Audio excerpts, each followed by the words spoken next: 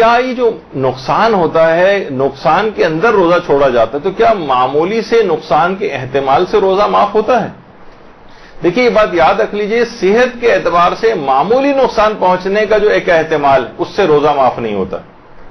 یعنی ایسا نقصان ہو جس کا عام طور پر برداشت کرنا جس کو بہت مشکل، جس سے زندگی خطرے میں پڑ رہی ہو، یا کوئی شدید نقصان.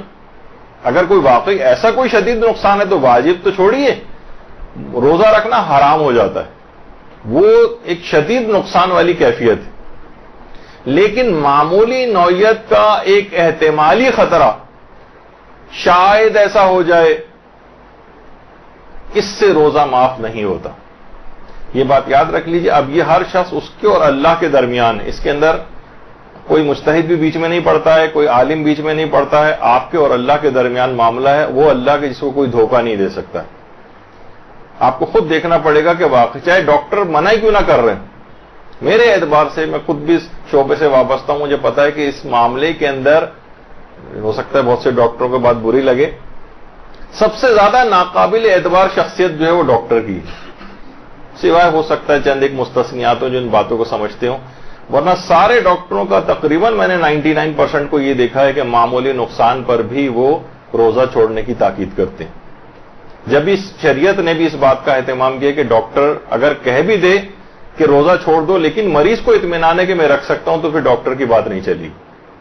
اور ڈاکٹر اگر کہہ بھی رہا ہو کہ روزہ تم رکھ سکتے ہو، لیکن مریض کی خود اندرونی کیفیت یہ کہ وہ جج کر رہا ہے کہ نہیں میں نہیں رکھ پاؤں گا، یا میں نہیں رکھ سکتا اب روزہ، اتنی شدید اس کی طبیعت خراب ہے، چاہے ڈاکٹر بظاہر کیوں نہ کہے،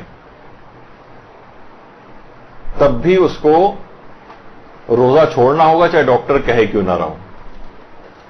تو صحت کے اعتبار سے یہ بات اصول کے طور پر یاد رکھ لیجئے کہ معمولی نقصان، اب آپ خود دیکھیں معمولی نقصان کیا ہوگا کہ بھائی معمولی نقصان یہ ہے کہ ابھی میرا بخار مثلا 99 ہے، 100 ہو جائے گا.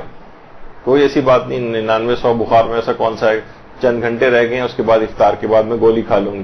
اب اس میں جو ہے یہ روزہ توڑنے کی یا گولی کھا کر اس کو ختم کرنے کی ضرورت نہیں، معمولی سا نقصان ہے.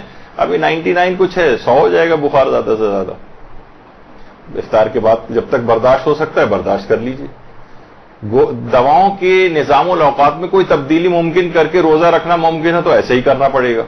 لوگ کہتے ہیں نہیں 3 ٹائم ڈاکٹر نے دوا بتائی ہے، صبح دوپہر شام، وہ دوپہر میں لازمی آ رہی، اس کا مطلب مجھے روزہ چھوڑنا ہے. بھائی آپ جا کے ان سے ڈسکس کر لیں، وہ بتا دے گا آپ کو صبح شام کی بھی بہت سی دواؤں کے اندر ڈوز کی جا سکتی. تو بہرحال کوئی طریقہ ایسا لوگ پوچھتے ہیں. اچھا پھر جو معیار ہے روزہ چھوڑنے کا وہ یہ کہ مریض کے روزہ چھوڑنے کا جو معیار ہے وہ ایسا نقصان یا مرض شدید ہے جسے عام طور پر برداشت کرنا سخت مشکل ہو، یا اس کا مرض طول پکڑ جائے. مثلا پیٹ میں اس کے شدید، بات اصول کے طور پر یاد رکھ لیجئے کہ معمولی نقصان، اب آپ خود دیکھیں معمولی نقصان کیا ہوگا کہ بھائی معمولی نقصان یہ ہے کہ ابھی میرا بخار مثلا 99 ہے، 100 ہو جائے گا. کوئی ایسی بات نہیں، 99 100 بخار میں ایسا کون سا ہے، چند گھنٹے رہ گئے ہیں، اس کے بعد افطار کے بعد میں گولی کھا لوں گی. اب اس میں جو ہے یہ روزہ توڑنے کی یا گولی کھا کر اس کو ختم کرنے کی ضرورت نہیں، معمولی سا نقصان ہے. ابھی 99 کچھ ہے، 100 ہو جائے گا بخار زیادہ سے زیادہ. افطار کے بعد جب تک برداشت ہو سکتا ہے برداشت کر لیجیے. دواؤں کے نظام الاوقات میں کوئی تبدیلی ممکن کر کے روزہ رکھنا ممکن ہے تو ایسے ہی کرنا پڑے گا. لوگ کہتے ہیں نہیں 3 ٹائم ڈاکٹر نے دوا بتائی ہے، صبح دوپہر شام، وہ دوپہر میں لازمی آ رہی، اس کا مطلب مجھے روزہ چھوڑنا ہے. بھائی آپ جا کے ان سے ڈسکس کر لیں، وہ بتا دے گا آپ کو صبح شام کی بھی بہت سی دواؤں کے اندر ڈوز کی جا سکتی. تو بہرحال کوئی طریقہ ایسا لوگ پوچھتے ہیں. اچھا پھر جو معیار ہے روزہ چھوڑنے کا وہ یہ کہ مریض کے روزہ چھوڑنے کا جو معیار ہے وہ ایسا نقصان یا مرض شدید ہے جسے عام طور پر برداشت کرنا سخت مشکل ہو، یا اس کا مرض طول پکڑ جائے.